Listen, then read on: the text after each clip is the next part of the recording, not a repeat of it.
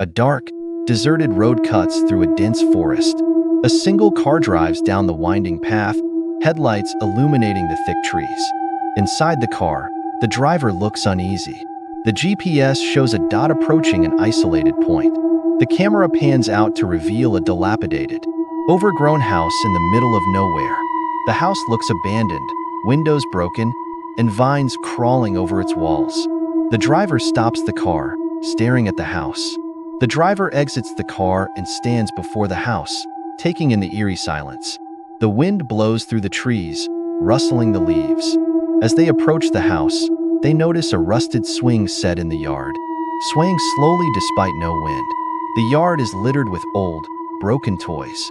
The camera follows the driver as they cautiously circle the house, seeing strange symbols carved into the wooden exterior and animal bones scattered on the ground. The driver enters the house through a broken door, stepping into a dark hallway. The air inside is heavy, stale, and filled with the scent of mildew.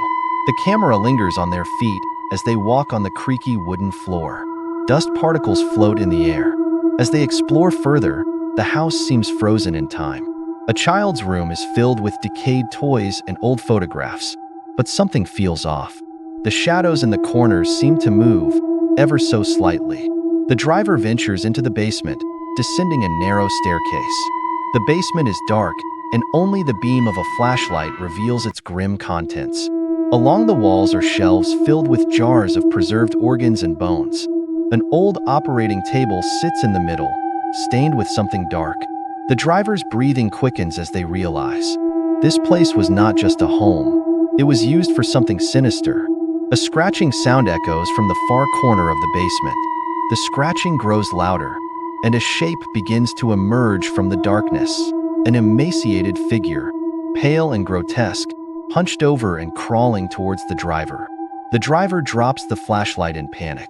The camera shakes as they run back up the stairs. As they fumble to escape, the lights in the house begin flickering, and the door slams shut behind them, trapping them inside.